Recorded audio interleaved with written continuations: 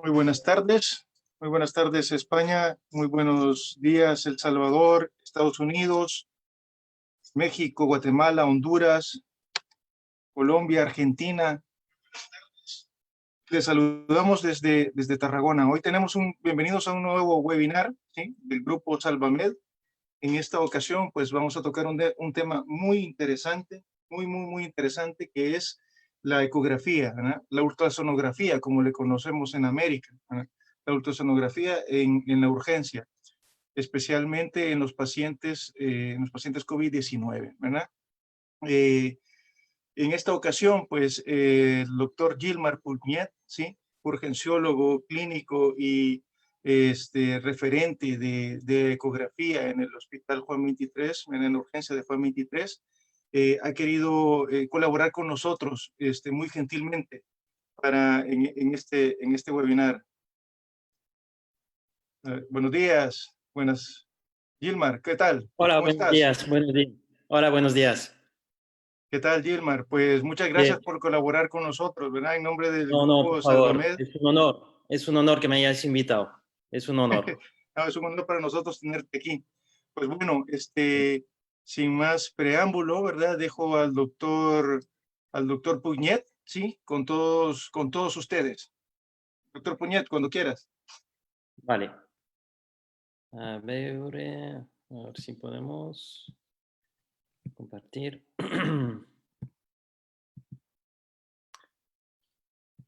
Sí, sí, ¿está bien? ¿Me confirmas? Perfecto. Bueno, ante todo, pues muchas gracias a este magnífico grupo por invitarme y es un honor que me permitan hablar de este tema que me apasiona.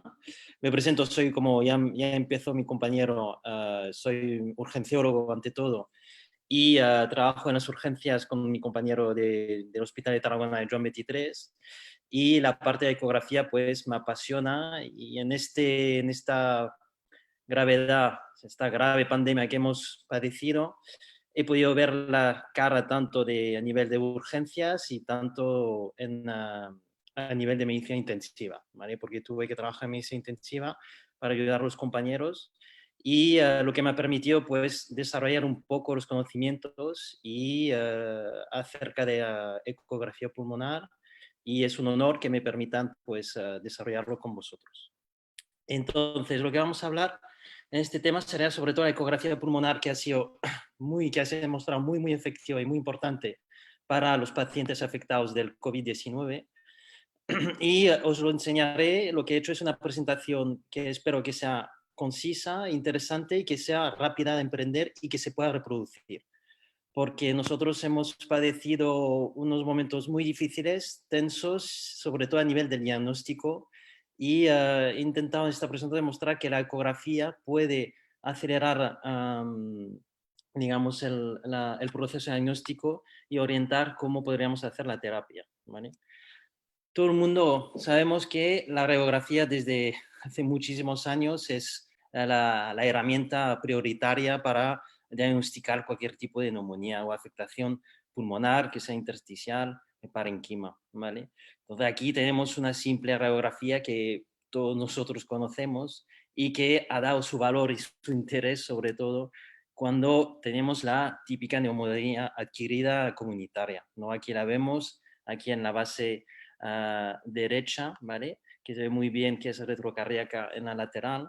Y aquí pues no hay nada para contestar, todo el mundo conoce los indicios, qué tipo de signos podemos ver y sobre todo cómo lo confirmaríamos, que por supuesto ya no se hace tanto, pero todavía se diagnostica por TAC algunas neumonías cuando tenemos dudas o problemas y vemos muy bien esta opacicidad que se puede provocar a nivel del TAC del mismo paciente que os he dicho. Y el problema es que ahí pues apareció estas placas que nosotros ya vamos padeciendo desde hace 2 meses, 2 o 3 meses, que los veíamos desde China pensando que nunca llegarían y pues por desgracia han llegado. Y hemos visto estos claros infiltrados, ¿vale? Algodonosos, bilaterales, que afectan a las bases, ¿vale? Aquí en este caso sobre todo, pero vemos ahí a la derecha otra radiografía donde vemos estas condensaciones lobulares pequeñas y este infiltrado reticular, ¿vale?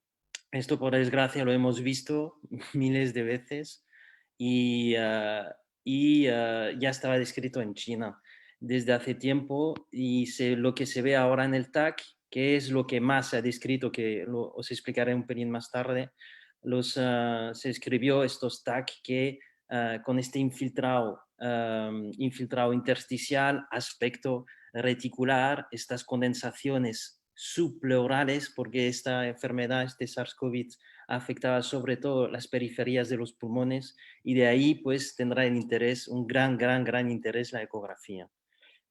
Cuando vemos estas 4 imágenes, pues la verdad cuando no sabemos qué es la ecografía, uno puede quedarse como, pues no tengo ni idea. No tengo ni idea, esto lo tenía yo también al principio, y la verdad, poco a poco serán patrones que cada uno intentaréis descubrir, o sea, encontrar y desarrollar. Es decir, que estas ecografías igual la vemos a la izquierda, esta primera imagen, y pues dentro de unas semanas o unos días encontraríamos lo que podría pasar a la derecha, ¿vale? Y ver una casi evolución de esta enfermedad.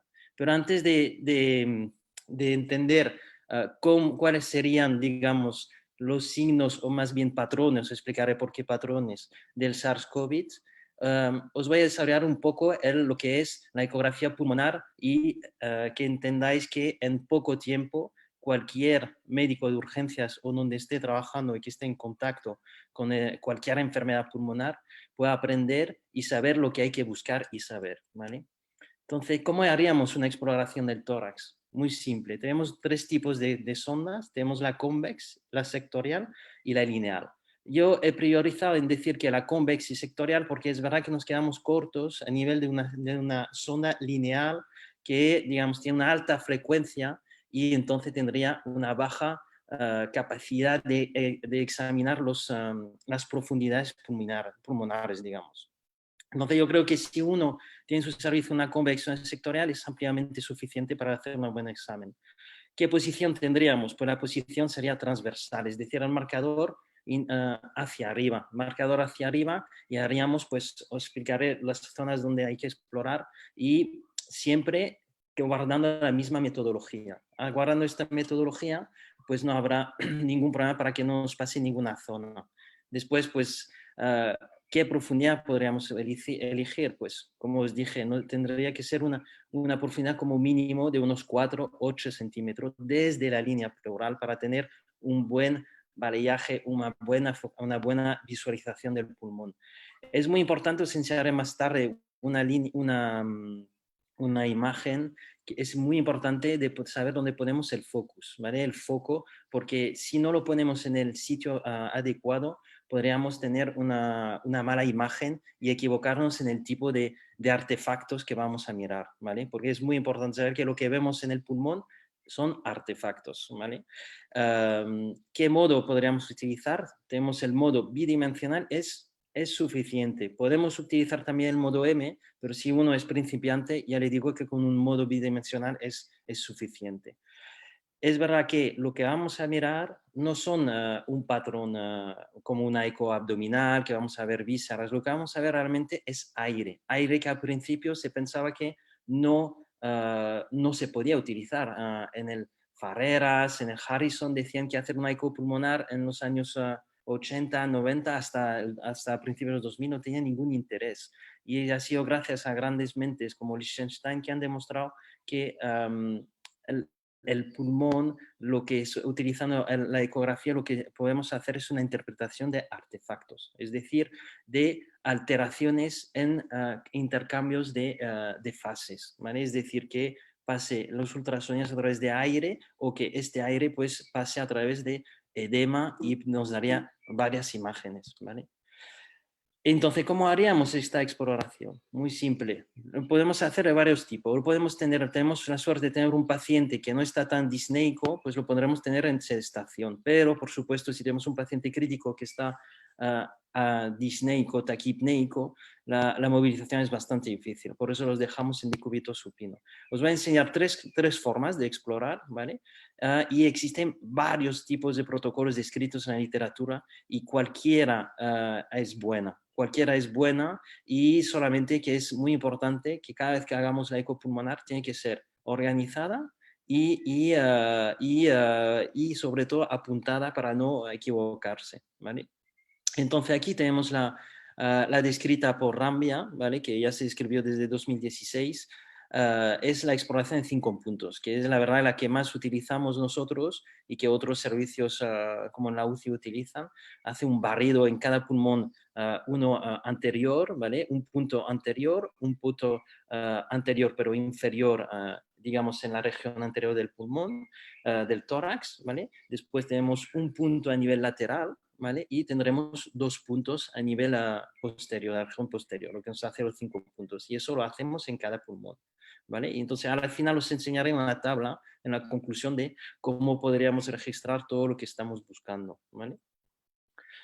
Después tenemos el paciente, por ejemplo, que esté en decúbito supino, ¿vale? El paciente en decúbito supino, el paciente crítico. Entonces, podemos hacer tranquilamente con la exploración de 4 zonas, como está descrito, como lo escribió Volpicelli, ¿vale? Entonces, este barrido vemos que podemos definir en 4 zonas gracias a una línea paraesternal, ¿vale? Que sea derecha o izquierda según el pulmón que estemos observando, y después dividimos 2 líneas, la línea axilar anterior y la línea axilar posterior, que así vemos muy bien cómo podríamos probar estos 4 puntos.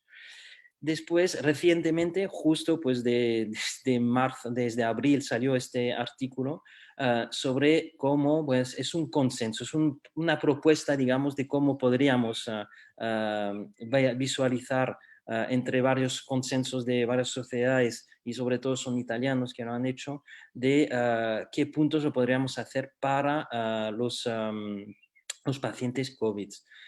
Es verdad que tiene que ser meticulosa porque veréis que varias afectación, pero hay zonas que pueden ser una distribución heterogénea de las lesiones y por eso el interés de que sean los más puntos posibles, que aquí describen 14 áreas, vemos que tenemos 3 posteriores, perdón, 2 laterales y 2 anteriores, así dividiendo en total de 14 áreas. Entonces, haciendo un número por cada área, lo pondríamos en un tablón y podríamos poner lo que vemos, ¿vale?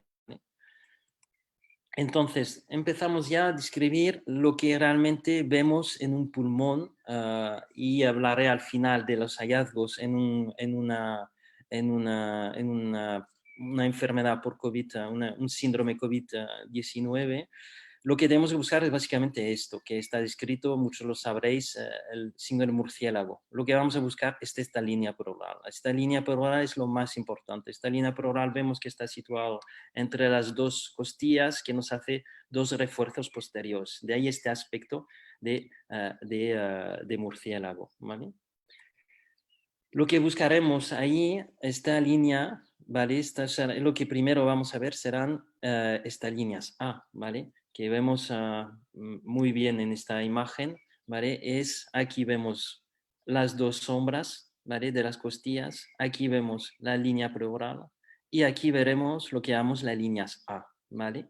Las líneas A, ¿qué son? Las líneas A son básicamente unas líneas horizontales, ¿vale? Que están espaciadas. Veremos, pero son solamente artefactos, digamos, artefactos debido a los ultrasonidos que se van reverberando, ¿vale? Sobre la línea pleural y dan este aspecto de la continuidad, de paralelismo de esta misma línea. ¿Qué quiere traducir la presencia de estas líneas A? En un pulmón, en un paciente sano, quiere solamente decir que tenemos una normalidad de aeración, de ventilación del paciente, ¿vale? Subyacente a nivel pulmonar. Permite descartar un edema intersticial, ¿vale? Pero eso sí, las líneas A no, porque vemos unas líneas A y sobre todo es el dato que pone un poco de problemas, pero tampoco es importante en la enfermedad COVID-19 por su tipo de afectación pulmonar, que tener una línea A no quiere decir que tengamos un parenquima más profundo afectado, ¿vale? Porque lo que vemos con la ecografía, vemos solamente lo que contacta con esta línea pleural. Además, pues esto lo podremos, si vemos un deslizamiento que explicaremos más tarde, no hay ningún problema. Pero si tenemos estas líneas A presente, pero que vemos que este deslizamiento pleural, que os voy a explicar más tarde, no está presente, podemos pensar que exista un neumotórax o incluso un enfisema subcutáneo o antecedentes de pleurodesis que sea un pulmón perdón, operado, ¿vale? Otras líneas que podremos encontrarnos en un pulmón, que ya serían más patológicas, aunque según su número no lo serían, son las líneas B, ¿vale? Aquí las vemos bastante bien, las líneas B que nos van a traducir, ¿vale? Dejo un poquito para que las veáis. Parten de la línea pleural, van hacia abajo, ¿vale? Homogéneas, rectas hasta el final, digamos, de nuestra imagen.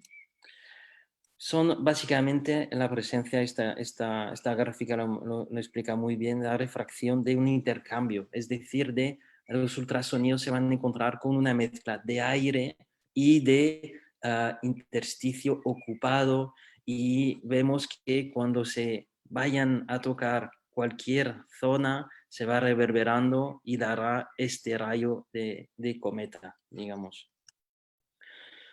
El patrón es simple, son líneas verticales perpendiculares a la superficie, ¿vale? Su extensión es profundísima, ¿vale? No suelen atenuarse, ya serían otro tipo de líneas que no voy a profundizar aquí porque sería extender mucho, pero no serían líneas B. Tienen que ir hasta el final de la imagen, ¿vale? Lo que es muy particular y es muy importante, tenemos que ver que se desplacen con el deslizamiento pleural, ¿vale? Que os explicaré qué es el deslizamiento pleural realmente, ¿vale? Y un dato importante que estaré encantado de un día de explicarle un poquito más del pulmón y de la ecopulmonar, explicarle el Blue Protocol, pues no estarían presentes si tenemos un neumotórax. Esto está descrito desde hace muchísimos años, desde 2012, y veréis que a la bibliografía siempre me refiero a grandes mentes como Volpicelli, ¿vale? Estas líneas B las podríamos encontrar también, son signos de irregularidades, ¿vale? A nivel de superficie pulmonar. Tenemos que saber que será normal si tenemos menos de 3. Tenemos mucha gente, si lo hacéis en gente que viene, que no tiene ninguna patología pulmonar y lo hacemos así para ejercernos o aprender, podremos ver algunas líneas B, pero que no serán patológicos si no son más de 3, ¿vale? Pensaremos que ya son más patológicas si tenemos más que sean más o igual a 3. He puesto aquí el B7, B3, que son, digamos, para intentar diferenciar el tipo de patología que nos podremos encontrar. Es decir, que si tenemos un B7, quiere decir que tenemos líneas que tengan un espacio de más de 7 milímetros, ¿vale? O sea, que hay un espacio entre cada uno suficiente, y esto nos podría indicar que tengamos una afectación más bien de los septos intralobulares, ¿vale? Interlobulares. Y entonces esto iría más a favor, según la clínica, porque me repito, pero es muy importante que la ecografía se hace según la clínica del paciente, podría ser entonces los septos B7, que sea pues afectación de fibrosis pulmonar, por ejemplo, ¿vale? Que se puede encontrar. Si tenemos B3, es decir, un espacio entre cada línea B solamente de 3 milímetros, aquí ya podríamos decir que tenemos un síndrome intersticial en toda regla, alveolo intersticial, típico de un probable edema de pulmón o de un DRAS, de un distrés respiratorio, que explicaremos que se asemeja a la patología del COVID-19.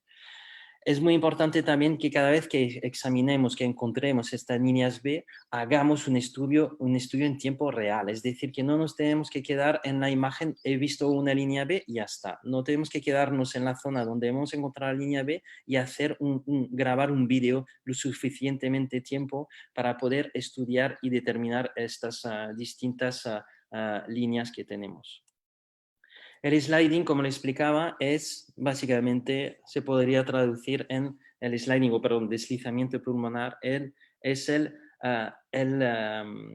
deslizamiento de las dos pleuras, ¿vale? Tanto de la pleura basilar como la pleura parietal. Esto, por supuesto, nos da la importancia de que tengamos un buen contacto entre las dos pleuras. Al no estar este deslizamiento, podríamos dudar que haya algún problema tipo neumotórax, es decir, la afectación a nivel de la pleura, pero como también una neumonía subpleural, ¿vale? Que impida que tengamos el contacto de estas dos pleuras. Si las tenemos y que hay un buen movimiento y que, por supuesto, nuestro paciente esté sano, pues podríamos decir que tenemos un parenquima, un pulmón en esta zona que esté sin patología. He puesto aquí, que ya lo digo, estaría dentro de otro punto, digamos, del estudio del pulmón, pero aquí vemos muy bien la diferencia del punto pulmón. Vemos aquí a la izquierda un pulmón bien aerado que se moviliza y entonces tenemos un contacto entre las dos pleuras, mientras que al otro lado vemos que no hay ningún movimiento. Y al no tener ningún movimiento que veremos aquí, esto es lo que llamamos, es uno de los únicos hallazgos pneumónico que puede existir en la ecografía pulmonar de neumotórax, ¿vale? Entonces, vemos que el sliding, como les decía, demuestra la presencia de un pulmón ventilado, ¿vale? Entonces, al no tener este pulmón, como hablábamos del neumotórax, quiero que ya veáis la sensibilidad para determinar un neumotórax gracias a la ecografía pulmonar. Una sensibilidad muchísimo más alta. Las placas, por ejemplo, que hacemos en los politraumas con los portátiles, que decimos está muy bien este pulmón y que después hacemos el TAC y vemos el neumotórax, pues esto no lo veremos con la ecografía pulmonar. Y por supuesto, ¿qué diagnóstico diferencial podemos hacer si tenemos este deslizamiento? Puede no estar una atelectasia, tener una intubación selectiva que nos ayuda muchísimo en esta temporada de COVID-19, que hemos tenido que intubar a la brava, dificultosamente, con el miedo de infectarse, y entonces muchas veces pues hemos puesto demasiada impetu y hemos intubado de forma selectiva, y al hacer la ecografía, en vez de hacer la placa de tórax era complicado, veíamos que no había sliding de un lado del pulmón derecho, retirábamos tubo y por suerte volvía este sliding. Tener antecedentes de pleuredesis, como dije, intervención de pulmón puede alterar el estudio de disnea severa, de enfisema y por supuesto lo que les decía, la neumonía. Después, lo que tenemos que saber, qué patrón podríamos ver en el estudio ecopulmonar, pues en la consolidación. La consolidación es decir, la neumonía. Esto lo podremos ver en cualquier tipo de neumonía. Lo veremos en el SARS también, lo veremos en neumonía bacteriana o lo que sea. Aquí vemos varios signos, que vemos lo que llamamos el tissue-like, es decir, vemos muy bien esta estructura con varias heterocogénica, ¿vale? Veremos diferente, con bordes irregulares, y también veremos cómo tenemos, la llamamos tissue-like, cómo se parece si hiciéramos una ecografía de pulmón, viésemos pues que tendría el aspecto parecido, es decir, lo que llamamos una hepatización del pulmón. Estos son signos típicos que tendríamos que saber. Aquí vemos muy bien otro patrón típico de la consolidación, el broncograma aéreo. No sé si veis aquí esta burbujita justo de esta cruz roja, vemos estos movimientos. Y de ahí la importancia de la eco, de hacer un vídeo. El hecho de ver es solamente los broncogramas aéreos que vemos en las placas, en los TAC. Y entonces esto lo veremos. De aquí que tengo la duda, porque el aspecto de la neumonía se podría asemejar a una telectasia, que justamente es lo que nos permite distinguir si el paciente está atelectasiado o que está más bien con una consolidación, ¿vale? Después, ¿qué signos podremos ver? El Schretzlein, ¿a qué corresponde? Como explicaba, este borde irregular dentro del parenquima que ocupa todo este espacio, que puede ser un tissue-like, ¿vale? Y, por ejemplo, bueno, aquí vemos muy bien que esta línea pleural ya no estaría regular. A ver si vemos, aquí lo vemos muy bien. ¿Veis este Schretzlein? Totalmente ocupado, totalmente como si le hubieran dado un mordisco, ¿vale? Y ahí vemos la punta del pulmón. Se ve bastante bien. Aquí también lo vemos bastante bien. Otro dato que para estar seguros si tenemos una consolidación, si vemos esto, el broncograma fluido. Es básicamente lo mismo que he explicado antes, pero dentro veremos estas líneas anecogénicas dentro de un parenquima que está lleno de pus, lleno de infección, ¿vale? Aquí mismo. Después, el último, donde acabaré de explicar los signos frecuentes que tendríamos que ver en la eco pulmonar, hay que determinar también el derrame pleural. Veréis que no es muy frecuente en el SARS, porque después me voy a adentrar más en el SARS-CoV-19. Ahí el derrame pleural se puede encontrar. Se puede encontrar, sería más de esta forma, sería como el signo del cuadrilátero, donde vemos la línea pleural y justo aquí veremos pues un espacio anecogénico que nos forma como si fuese un rectángulo y eso nos expresa la presencia de líquido. Aquí vemos además pues que hay formación de líneas B. Entonces, si tenemos alguna duda para verlo o no, se puede utilizar el signo, el modo M, ¿vale? Que es solamente poner aquí justo donde tenemos este signo del cuadrilátero y veríamos esta sinusoide, el signo del sinusoide, que con la inspiración y expiración vemos muy bien cómo se mueve esta pleura, cómo el parenquima está distanciado, digamos, de la pared torácica, de la pleura parietal, y de ahí este movimiento según la expiración. Al tenerlo ya podemos estar seguros que tenemos una alta probabilidad de derrame. Y aquí, por supuesto, tenemos el signo de la medusa, que no es lo que tendríamos que ver más habitualmente en los pacientes SARS-CoV, porque vemos más bien lo que os he explicado, los dos signos antes, pero si hay una sobreinfección respiratoria, si tenemos un empiema, podríamos ver pues este pulmón totalmente, la punta del pulmón totalmente colapsada y que hace esta membrana de pulpo, ¿vale? O de medusa. Entonces, ¿qué vamos ahora sí que voy a explicar más detalladamente de los signos y patrones, más bien que se ven en la ecografía pulmonar por el SARS-CoV-2. Son estas imágenes. Quedaros con estas imágenes, las vamos a ver poco a poco y las repetiré explicando. Son básicamente, podemos tanto ver un patrón bien aireado con líneas A, ¿vale? Que esto lo podríamos ver antes de que el paciente esté enfermo o a la curación del paciente, porque cuando estábamos a la UCI hemos visto drásticamente cómo este patrón intersticial de estrés respiratorio podía mejorar y por suerte muchos se han salvado.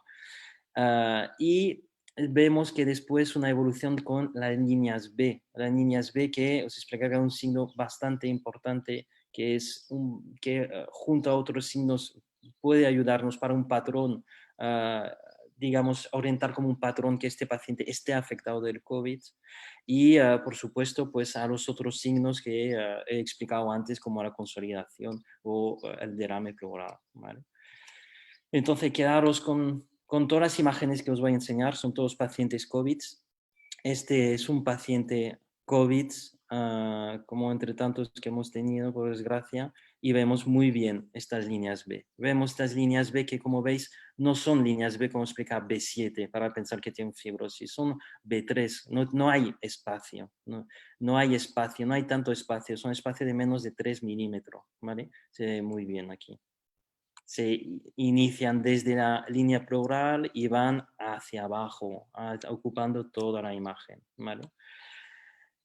¿Por qué es importante la ecografía pulmonar? La ecografía pulmonar, veremos en los próximos artículos, varias revistas, varios han escrito sobre esto, pero es verdad que la enfermedad de COVID-19 lo que se ha hablado sobre todo es de la importancia de las radiografías, que es lo que hemos utilizado siempre, y del TAC, ¿vale? Por estas imágenes típicas que han descrito ya los chinos, fueron los primeros, de infiltrado bilateral, reticular, y claro, era una manera al principio de realizar un diagnóstico. Pero sabéis que el TAC, como la placa, son impedimentos tremendos para el médico de urgencias y el médico de la UCI. ¿Por qué?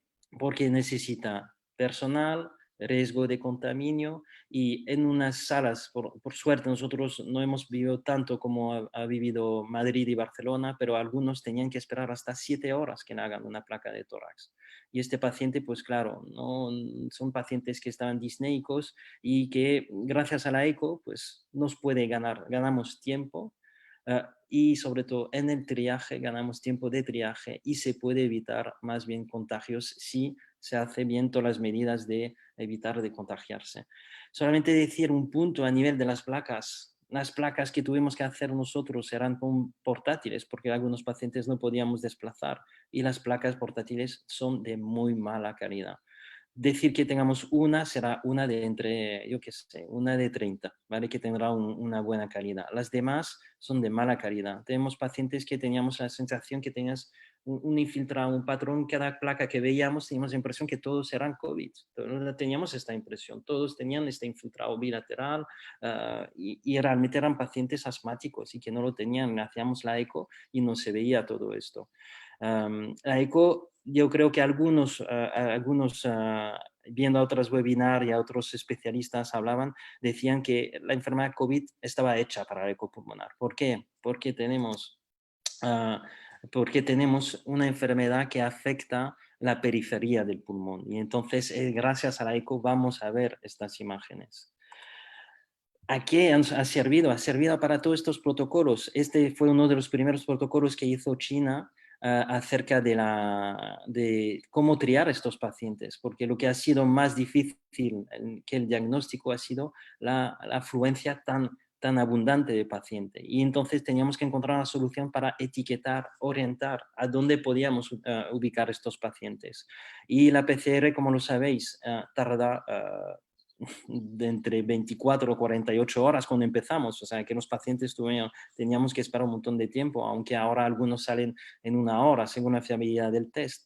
Pero la eco ha sido desde el principio, y se habló muchísimo, la herramienta que ha permitido orientar y triar a estos pacientes. Vemos que ya los chinos ya no hablaban, ya no hacían radiografías, hacían directamente la eco. Y según la clínica, porque me repito, pero una eco las ecografías que hacemos son ecografías clínicas, es decir, que están según lo que la clínica del paciente, lo que la anamnesis del paciente y los hallazgos que tenemos, que son, por supuesto, en este periodo de COVID, la saturación.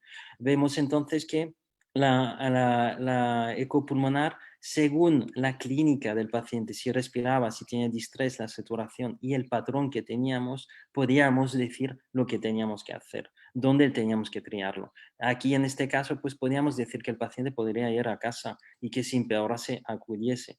Y esto no nos hizo falta esperar 7 horas para tener una ecopulmonar, una placa de tórax, que esté ahí fuera en el ámbito, en la sala de triaje, rodeada de otros pacientes que estén afectados, que estén probablemente afectados por el COVID. Si tenemos un paciente en líneas B en este sentido, también le podemos orientar que vaya a casa y sugerir un seguimiento por los médicos de cabecera, que nosotros también tenemos los médicos de cabeceras que tienen ecógrafos ahora.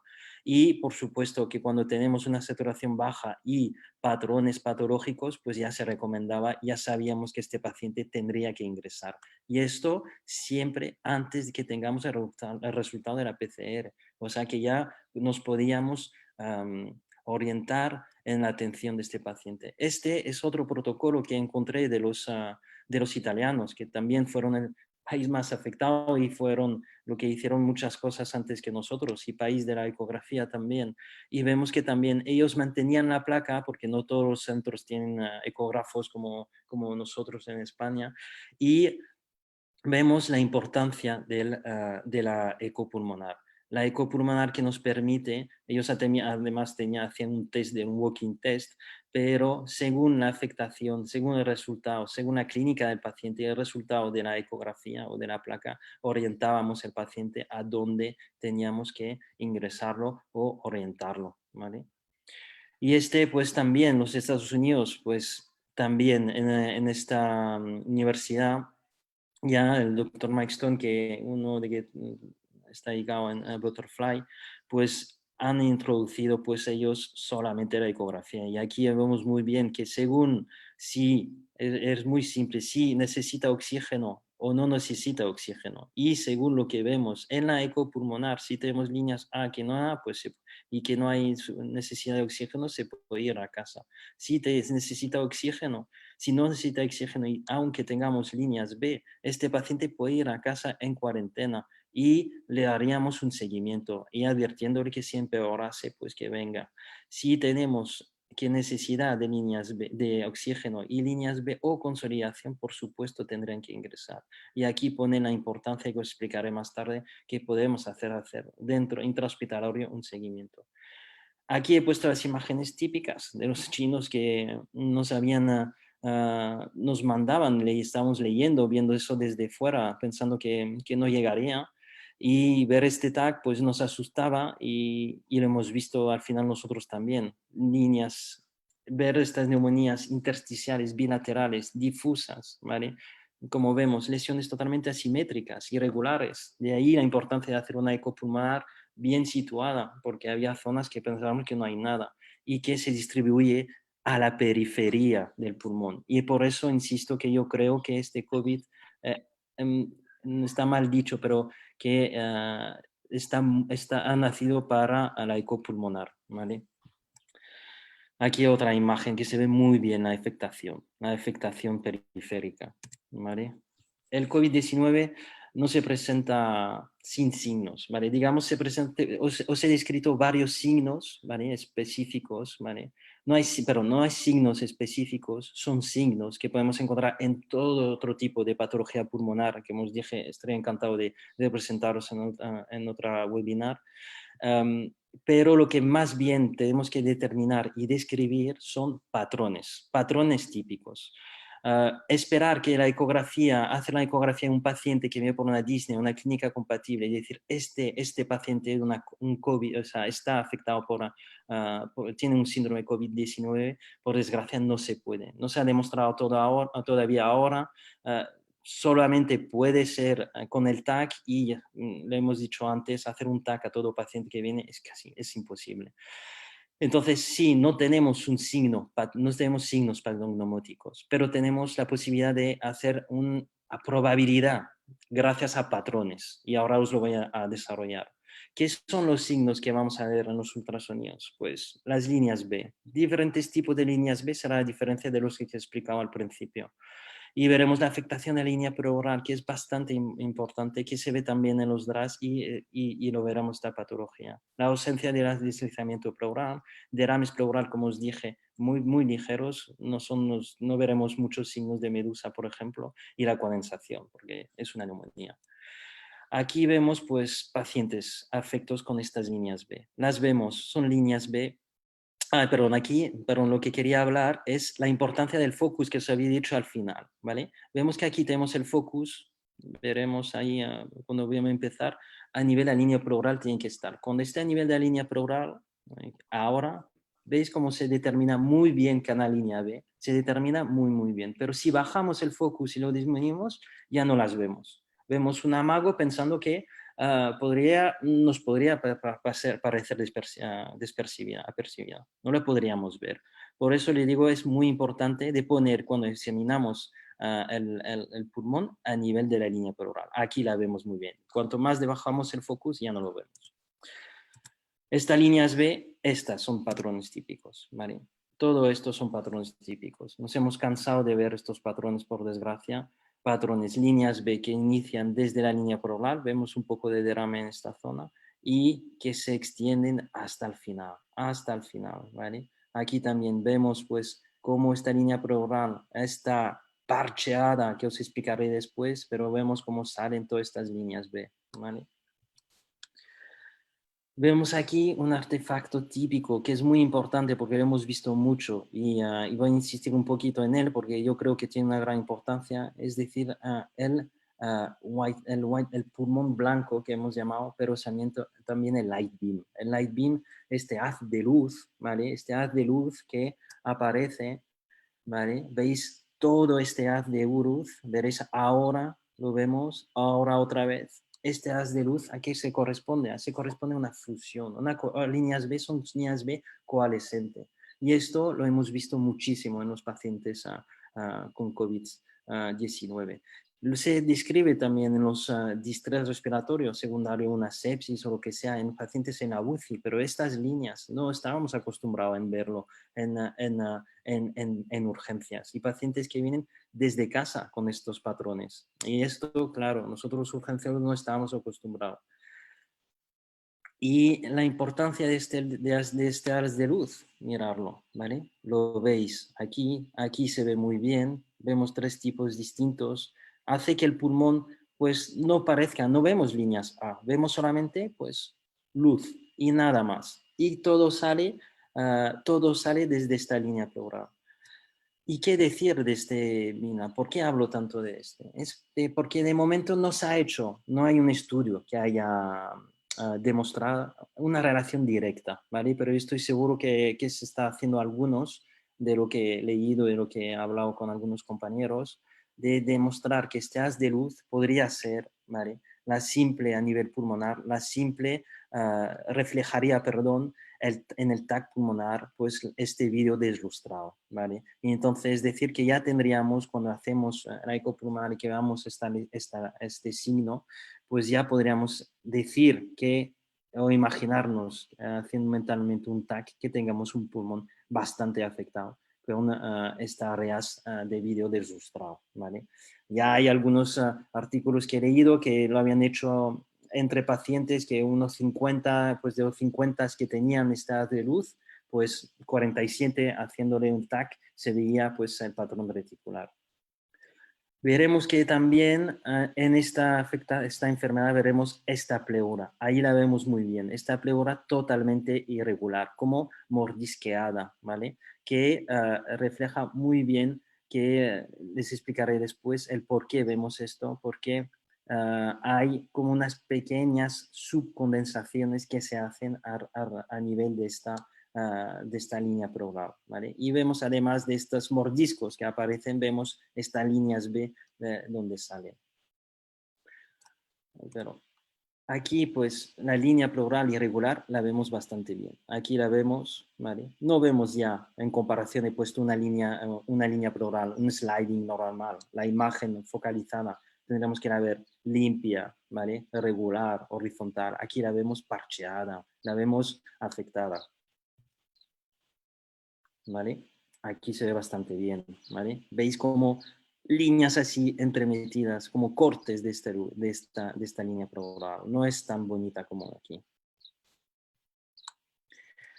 Y por supuesto, veremos pues las consolidaciones. Esto lo hemos visto muchísimo. Consolidaciones que os he descrito, como se pueden ver, tissue-like, Schreitzine, aquí las vemos muy bien. Son la pleura ya está parcheada, vemos esta afectación, esta irregularidad que podemos insinuar dentro del parenquima y sobre todo es que el SARS-CoV afecta a las partes periféricas del pulmón y por eso hemos visto muchas consolidaciones subpleurales, ¿vale?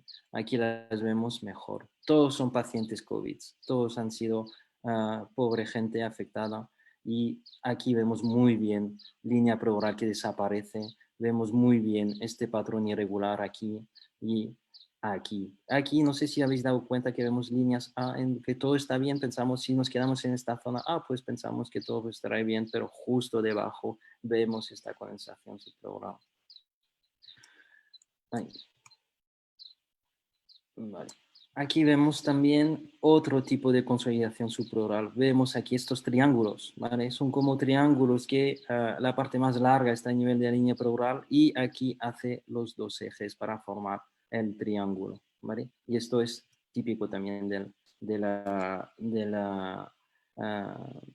la afectación SARS-CoV, ¿vale? Son signos, me repito, son signos sugerentes, ¿vale?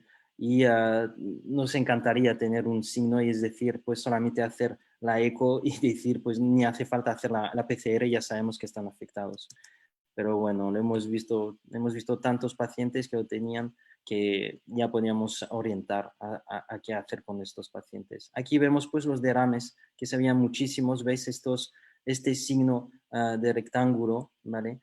Son son derrames muy pequeños en relación con estas subcondensaciones subpleurales y esta irregularidad de la pleura. Y aquí vemos también, además, estas líneas B, ¿vale?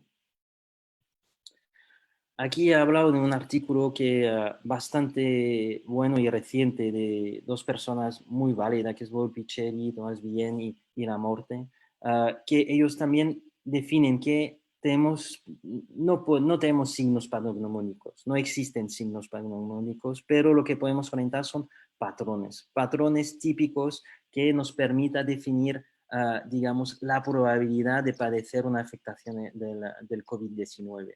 Y entonces ellos lo dividieron en cuatro patrones, ¿vale? Que nos podría decir si hay más o menos probabilidad de afectación por el COVID.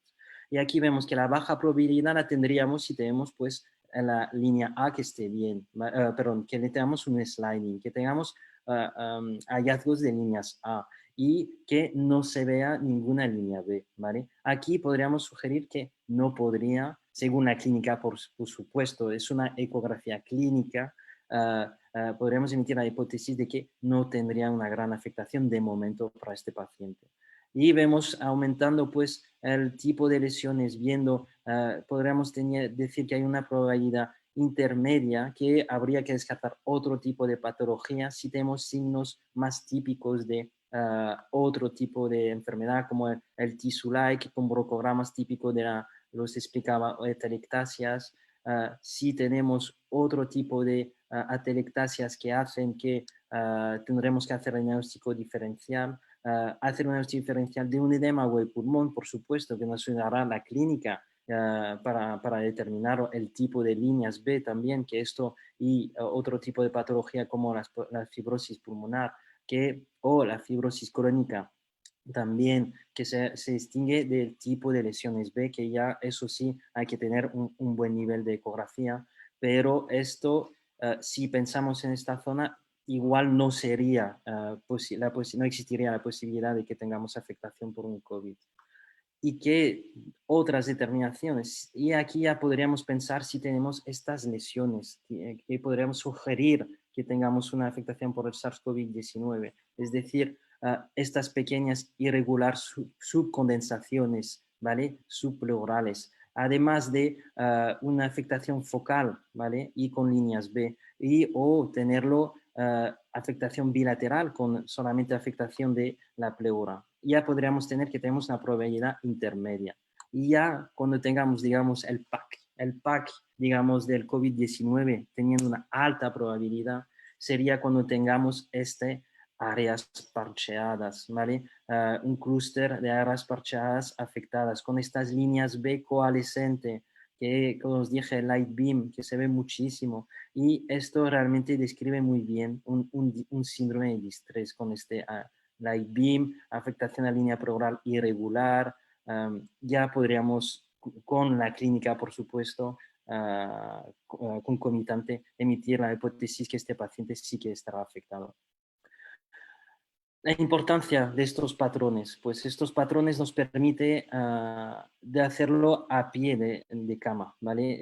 Pero estos patrones que yo cuando fui a la UCI lo que vi es la importancia de hacer una monitorización dinámica, de ver que tendremos un patrón de entrada y tendremos probablemente afectación del pulmón del paciente si hace atelectasia. Y entonces nos podría ayudar a mejorar la ventilación, a reclutar, sobre todo, perdón, a reclutar estos pulmones y eso según la PIP que añadimos, que ha sido un juego de PIP realmente, para encontrar la PIP óptima, pues nos permitía de ver si mejorábamos o no este reclutamiento a nivel pulmonar, pero eso sí, no lo podemos hacer solamente con la ecografía, tenemos que hacerlo con otros parámetros porque sí que veremos que hay una mejora en el reclutamiento, pero no veremos si nos pasamos y sobredestinemos este pulmón. Y entonces hay que hacerlo, pero de forma vigilosa, ¿vale? Y entonces, como os dije, nos sirve desde la entrada del paciente hasta que el paciente mejore para una buena monitorización. También este artículo que hablaban, si hacemos un tablón de cómo está afectado el pulmón, si lo dividimos en número de zonas, podremos ampliamente y tranquilamente determinar el pulmón cómo estaría afectado, el porcentaje de pulmón afectado. Y esto a nivel dinámico nos ayudaría bastante. Lo podremos dividir también por puntos que os dejaré al final, que ya voy acabando, en una tabla ¿Cómo podríamos puntuar estas lesiones y cómo podríamos ver si tenemos una mejoría o no del pulmón? ¿Vale? Vemos si ponemos un 0 cuando tenemos líneas A, un 1 si tenemos líneas B no confluentes, un 2 si tenemos líneas B confluentes, que es el light beam, o un 3 consolidación. Y aquí esto ya estaba descrito en otros artículos, pero en este también lo vuelven a hablar para el seguimiento de los pacientes que pueden estar duramente, o sea, bastante tiempo en urgencias o en la UCI, es ver una puntuación según la mejoría o no mejoría del paciente. Si pasa, por ejemplo, de un estado B1 que teníamos según los criterios que inició a un C, pues sabemos que tendremos menos 3 puntos, etc. Es un anecdótico, pero es un artículo muy bueno y que espero que hagan varios estudios y que vaya bien. Pero bueno, acabando, pues no es solamente por desgracia, esta pandemia no era solamente afectación pulmonar, ¿vale? Cuando tengamos que hacer una ecografía pulmonar tendremos que pensar también que podríamos encontrarnos con otro tipo de disnea, de que sí que el paciente podría tener una afectación pulmonar, pero que este paciente puede, como en este caso, estas imágenes que estaba enseñando, por el trofismo de este virus a nivel de la coagulación, nos podría hacer una TBP, en este caso poplitea, y hacernos una parada, que este paciente es real, por tromboembolismo pulmonar. ¿Vale? Aquí ya el corazón estaba parado, vemos muy bien la dilatación de las cavidades derechas. Que este SARS-CoV pues da mucho para jugar a nivel de la ecografía. También, pues ya lo comentarán otros compañeros, la posible afectación cardíaca, miocarditis. Hemos visto algunos pacientes, sobre todo jóvenes, bueno, nosotros en nuestro centro, uno solamente, que había hecho una miocarditis, ¿vale?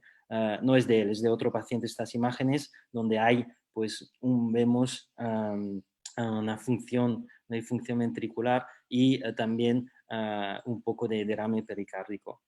Aquí hablaré solamente rápidamente, pero de la importancia del ecógrafo. Depende del tipo de ecógrafo que utilizamos, si son ecógrafos grandes con sondas o si tenemos la suerte de tener una tablet o teléfonos que podemos utilizar, pero la importancia de limpiar bien, bueno, el SARS, ya sabemos que hay que evitar contagio, lavarse las manos y todo, pero sobre todo a nivel de otras enfermedades, porque la ecografía ha demostrado, gracias a este estudio de 2017, que hay bacterias, virus, de todo, y más en esta época de COVID tenemos que limpiar bien estas sondas, ¿vale? Tenemos un ejemplo de cómo nos hemos protegido nosotros al final con este ecógrafo que hemos tenido al final, en la fase final de la pandemia, de cómo debemos protegernos, ¿vale? En este caso nosotros hemos puesto una funda en la sonda y con gel que se pone previamente y se pone a lo largo del cable de la sonda y protegemos también la tablet, ¿vale? Y solamente es poner el gel por encima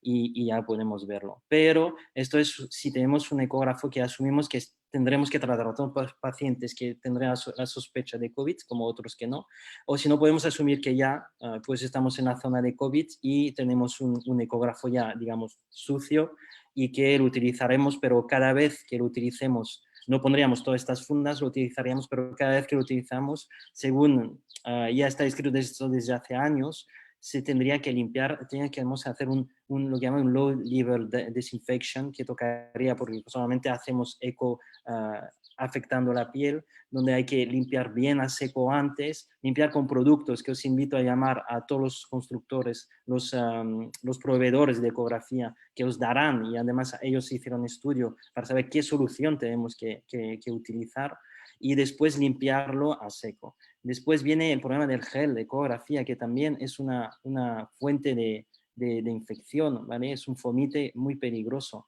y hay que pensar que igual sería inteligente de poner sobres preparados para entrar solamente para poner este gel ecógrafo para no tener que ensuciar todo el bote que tengamos que utilizar. Así, en conclusión, por fin acabo, solamente decir frases cortas y lo más importante es decir que la ecografía en esta pandemia ha sido muy importante, tendría que ser y espero que demuestre la importancia a nivel de servicios de emergencia.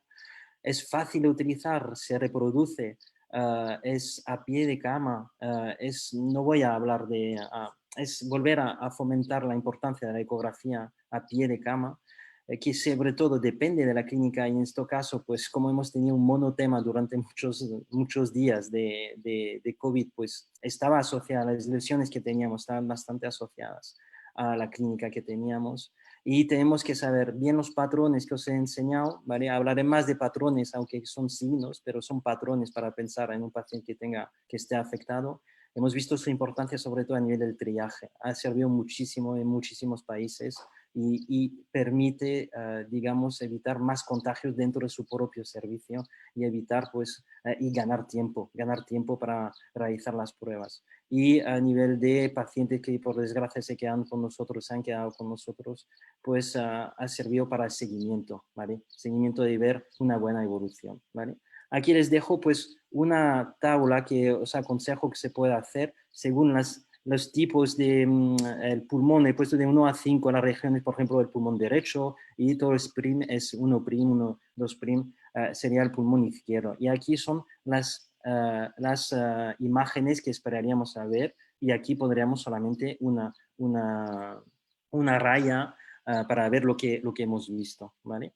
Y permitiría de hacernos una idea de la proporción de afectación del pulmón y según la clínica nos podríamos orientar a cómo iría este paciente y dónde tendríamos que orientarlo, ¿vale? Y en esto pues voy a acabar, ¿vale? Les agradezco muchísimo la atención, agradezco otra vez, ha sido un honor que me haya invitado el doctor Montes. Aquí les dejo una foto de nuestro hospital, que por supuesto ya no hay tanta gente por la calle y espero que pronto pues salgamos de todo esto. Muchas gracias. Muy bien. Muchísimas gracias, Gilmar, A ti, doctor sí, Putniet, ¿verdad? Muchas, sí. muchas gracias. Ha sido excelente, excelente la, la presentación que nos has dado. Has hecho comentarios muy acertados, ¿verdad? Muy didáctico todo. Tenemos preguntas, ¿verdad? Tenemos varias Sí. preguntas. Bueno, hago un saludo a los residentes que nos están viendo los residentes de medicina interna del Hospital San Juan de Dios de Santa Ana, ¿verdad? Que me envían un mensaje, ¿no? Ujú. Diciendo que nos están viendo que nos están viendo en sesión por Saludos. Ujú. por power, por cañón, por proyección, por proyector. Bueno, Ujú. tengo alguna pregunta. Dicen aquí, ¿puede encontrarse hallazgos ecográficos en pacientes asintomáticos? Bueno, supongo yo que quieren decir hallazgos de COVID, ¿verdad? En pacientes Por asintomáticos. supuesto, por supuesto. Muy buena pregunta. Por supuesto, por supuesto.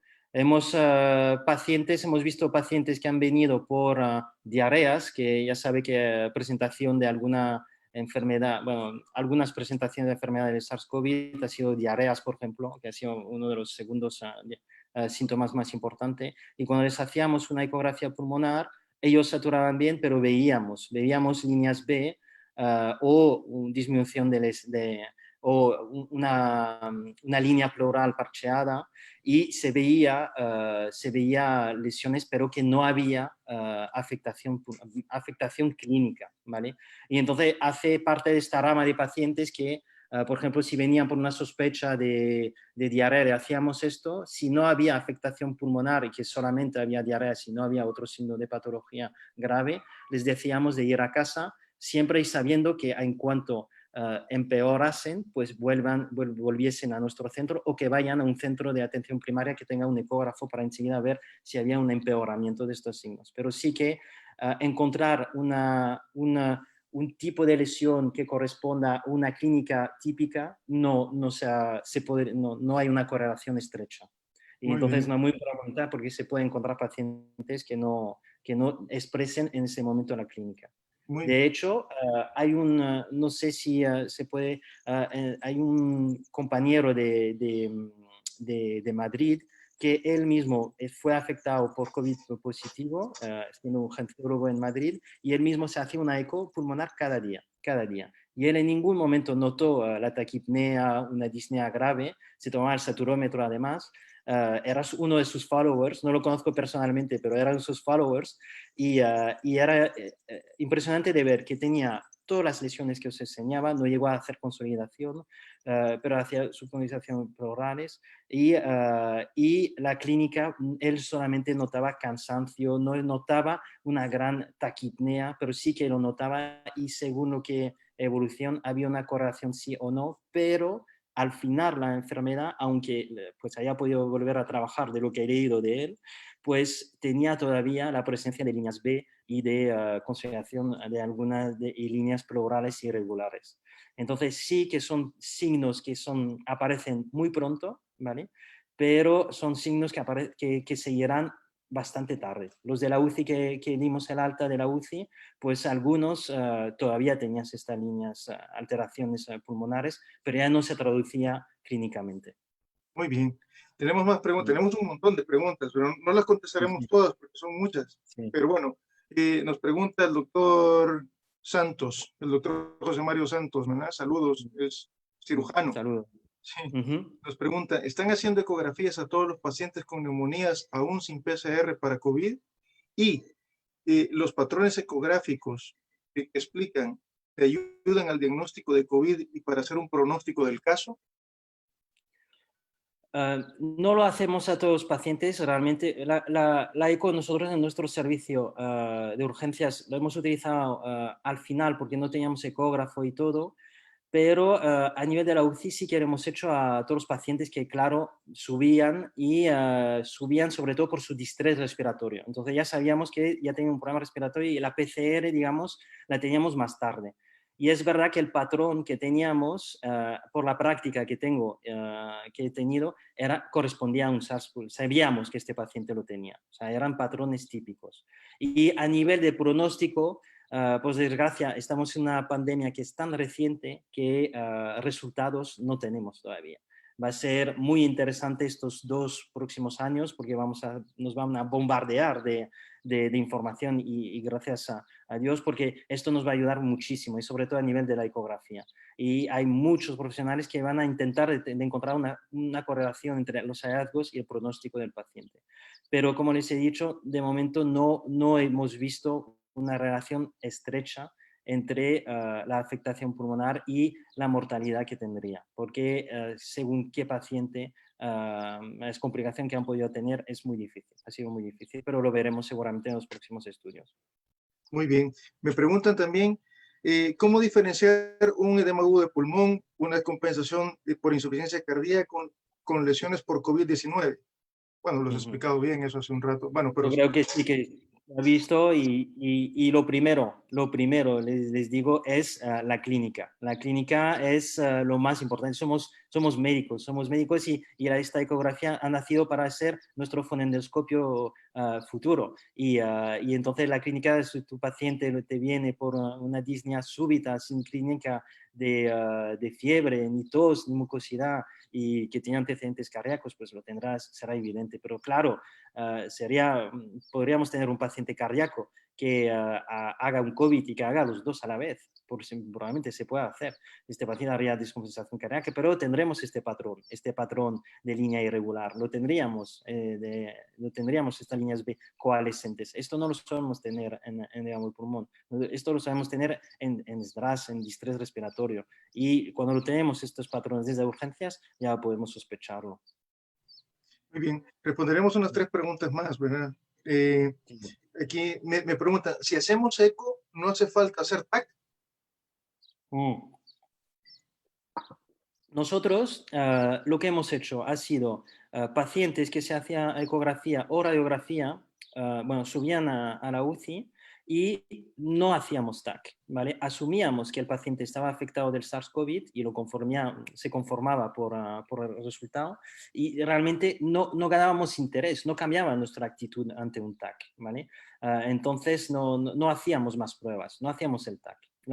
Cuando lo hacíamos el TAC, lo hacíamos cuando nuestro paciente tenía un winning más duradero. Es decir, que no entendíamos por qué teníamos un patrón pulmonar a nivel de eco que iba mejorando y que el paciente persistía hipoxémico y le hacía falta todavía ayuda de ventilación mecánica. Y entonces en este caso sí que hacíamos TAC en nuestros pacientes, pero era para hacer diagnósticos diferenciales, es decir, TEPS subsegmentarios, TEPS importantes o que hayamos, pues, que no lo hemos visto, ¿no? Pero pensábamos que, y lo veremos más tarde, por supuesto, pero que sí pudiesen tener alguna fibrosis pulmonar ya avanzada o otro tipo de patología pulmonar que no hayamos descartado. Pero no lo hemos hecho, no es porque hagamos eco, no hacíamos TAC, es verdad que no teníamos tendencia a no hacerlo y hacíamos TAC solamente en pacientes que tenían un winning complicado. Muy bien. Nos comenta el doctor Batres desde Alemania. Saludos al doctor Batres, que está Saludos. en Alemania. Dice que él es intensivista y dice que ellos han hecho mucho TAC, incluso de Mm, screening, ¿verdad? Por los falsos sí, negativos de la PCR, que son altísimos. Han mm, tenido muchos TAC positivos, sí, ¿verdad? sí, sí.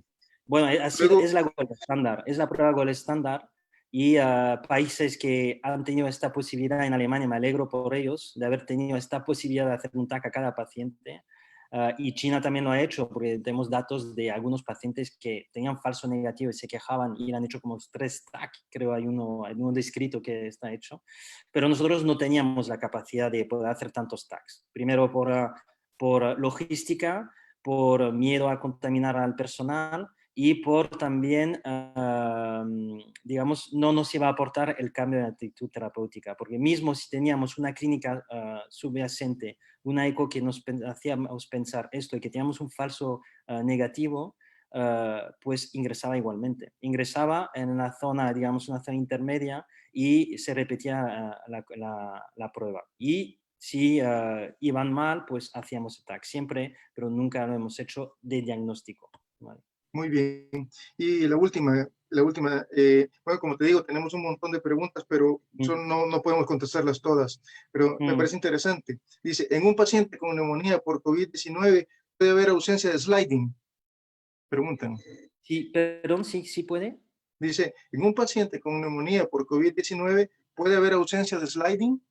Sí, totalmente. En el cuadro que he puesto, que está bien definido en el último artículo que escribía, podemos encontrar los dos casos. Podemos encontrarnos como que esté presente el sliding, como que no esté presente el sliding. No es, por eso les digo que no es un signo típico, ¿vale? Porque cuando tenemos una neumonía, no sé si habéis visto, hasta cuando tenemos una consolidación, un Schreck sign o lo que sea, pues se ve que el sliding, la pleural, está totalmente irregular y ya no se ve. Y entonces en estas situaciones ya no estaría presente. Ya no estaría presente, pero puede estar presente en algunos casos. No es patognomónico que no esté. ¿Vale?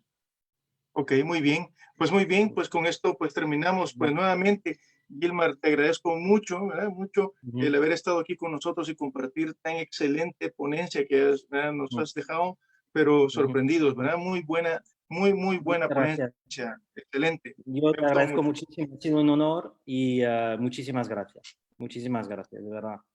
Bueno, pues queridos amigos, ¿verdad? En El Salvador, un saludo, ¿verdad? Mis compatriotas. Muchas Seguimos gracias. con los webinars, ¿verdad? El miércoles tenemos al doctor Bonet que nos va a hablar acerca de los hallazgos o las generalidades cardiológicas, ¿verdad? Con respecto al COVID-19. Los esperamos por acá.